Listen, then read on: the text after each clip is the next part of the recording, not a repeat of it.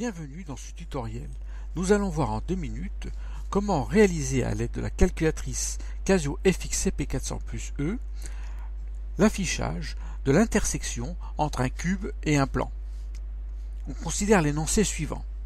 Dans un repère orthonormé de l'espace OIJK, on considère un cube ABCDEFGH de centre O dont les côtés sont de longueur 6. Il s'agit de représenter la section S de l'intersection du cube et du plan P d'équation cartésienne z égale x plus y moins 3. On va utiliser la calculatrice Casio FX-CP400+E. On va en particulier s'intéresser au module graphe 3D pour représenter l'intersection d'un plan avec un cube. On va dans un premier temps saisir l'équation du plan, c'est-à-dire ici dans notre exemple z égale x plus y moins 3. On valide avec exe. On a la possibilité de choisir la couleur, en particulier la couleur de la zone. Ici ce sera donc la couleur du plan. On choisit rouge.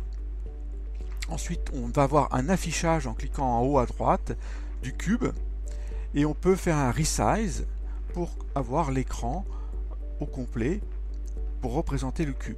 Avec la loupe plus, on peut augmenter la taille du cube.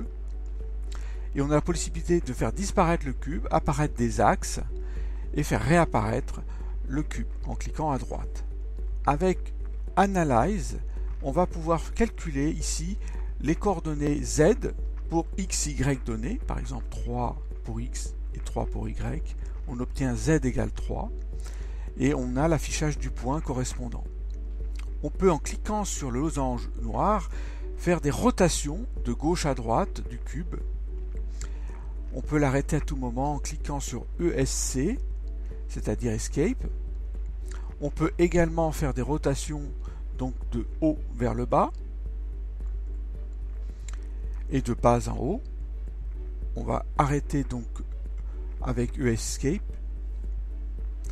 On peut aussi déplacer manuellement en cliquant sur l'écran le cube pour avoir différentes positions de l'intersection.